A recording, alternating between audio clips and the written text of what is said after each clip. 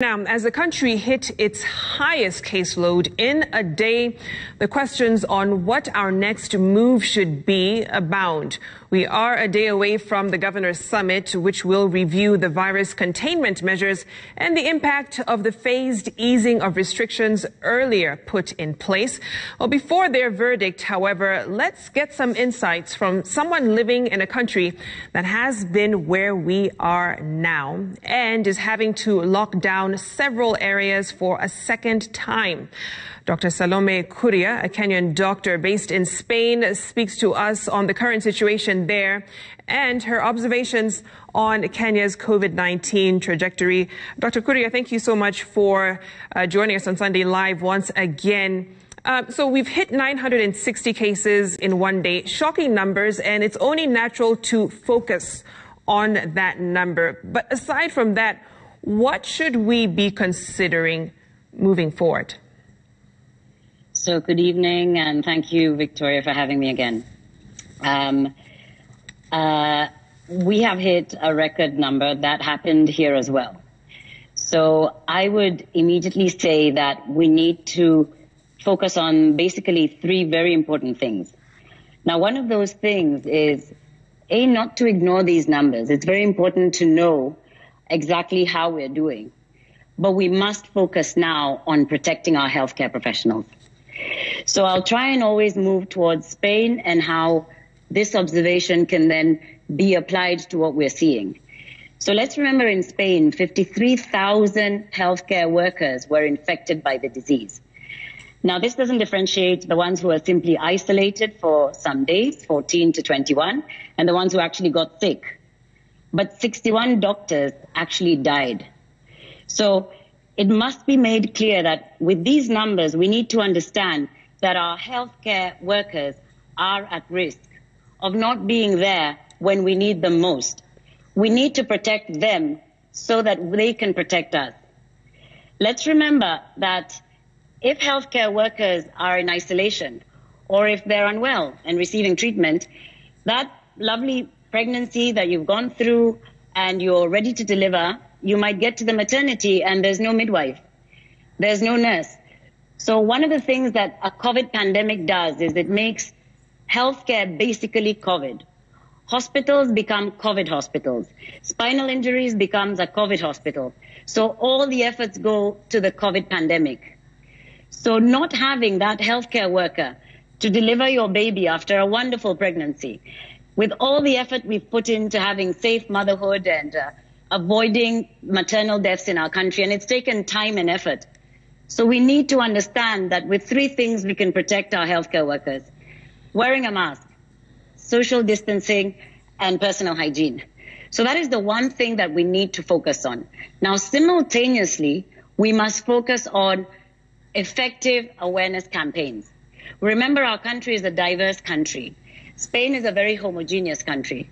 So because we are already able in our communities to work very efficiently with community-based groups that are already functioning, and the HIV campaign, for example, and tuberculosis and quarantining has worked and has been successful for so many years, we need to empower our population. The community is always willing to do something. There'll be stories of somebody who took somebody else to the hospital. So we need to empower the grassroots level. We need to get to those people who will actually speak in a local language.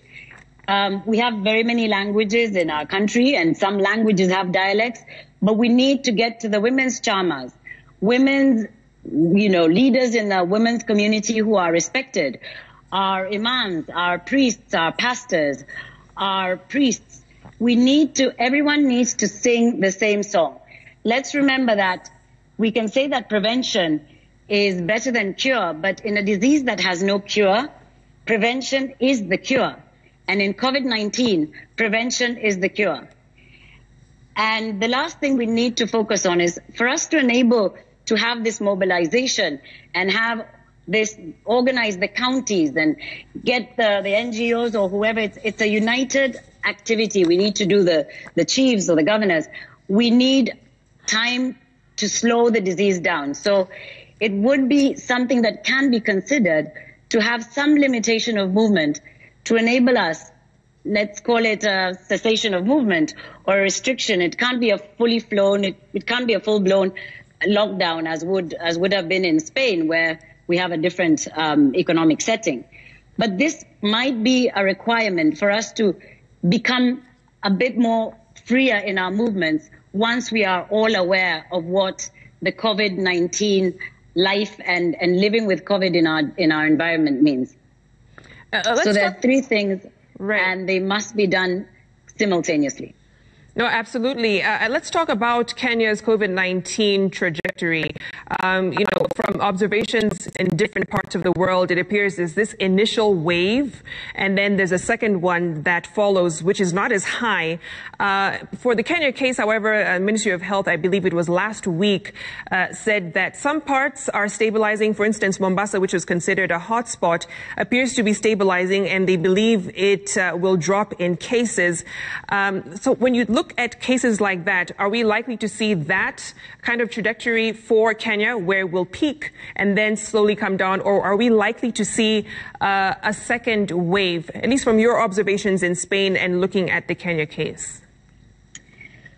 What I feel is we must remember that COVID-19 is it's a traveler disease. It travels, it moves.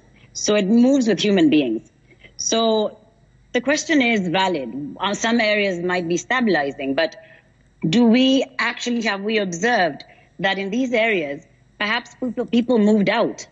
So if people moved out of a certain urban area, there are less people and the possibility of infection is lower, but perhaps we'll have taken that particular, the risks of that infection to the areas that are immediately around this area.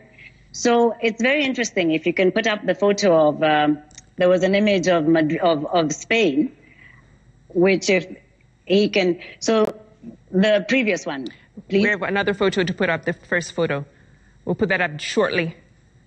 You can continue, Dr. Kuria. So there was, in this photo, you can see this is Spain in March. So the epicenter was Madrid. It's that red spot right in the middle. So this is in March. Then we had the lockdown.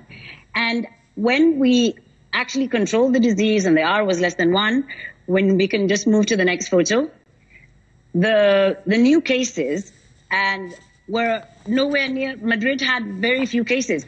But what had happened here? People from Madrid had left the city and everyone was going to the coastal areas. So that's where our new epicenters are. So it's very important to read into what stabilizing of a county may mean for the areas where people have moved to. So we might just find that the numbers are going up in the surroundings around Mombasa or where people have actually moved to if there is no employment in the urban city. So it's something to really look into when it comes to modeling and understanding whether numbers are stabilizing or perhaps we're getting new hotspots immediately outside where people have moved to. And in view of that, Dr. Kuria, as the cases surge and the disease spreads to different parts of the country, there have been calls to reinstate a lot of the restrictions that we had in place before, especially for the hotspot areas. I mean, you're seeing that happening now in Spain, where several areas are being locked down for a second time. And I know you are aware of what this could mean, at least in an economy or a setting like ours in Kenya. To quote Dr. Githinji Gitahi of AMREF, that lockdowns are inconsistent with informal economies. So what do you say about these calls for bringing back restrictions? Can that work here? Should we do that, or is there another solution? I think that what low-income countries and Kenya as a whole would be the ideal, because it's very difficult to have a draconian lockdown, would be to have the setting, the kind of curfew we had in the very beginning. So why would this be more practical? Because we have a large part of our population is in the informal sector. But if we're able to have awareness and we're able to let people know what the disease is all about, and this is from 73% of our population lives outside in the rural areas, then this cessation of movement and this curfews could happen for a shorter period of time. And in a way that if the campaigns are effective and intense and everybody's singing the same song, this is how we must wash our hands, we must wear our masks, we must understand that this disease is here for longer, but we do want to continue living our lives. That would be an approach towards doing something similar to what we're doing here, but at the same time, it can be adapted to our setting. And another thing I would like to say is perhaps we could look around our African countries, because when the pandemic was happening here, Italy, Spain, and France were in touch with each other. So maybe we can borrow ideas from Sierra Leone. They have the app that does excellent tracing from their experience with Ebola. We may want to look into countries that have our same setting when it comes to rural areas and informal settlements. That might be more apt to, it might be more adapt to our society. And that's our unique model. That's the kind of model we may want to use rather than using the European model. That will not be appropriate, perhaps, with our Kenyan setting. Certainly having to contextualize solutions for the African or Kenyan setting, as you said. Thank you so much, Dr. Kuria, as always, for your time, and keep safe while you're there in Spain.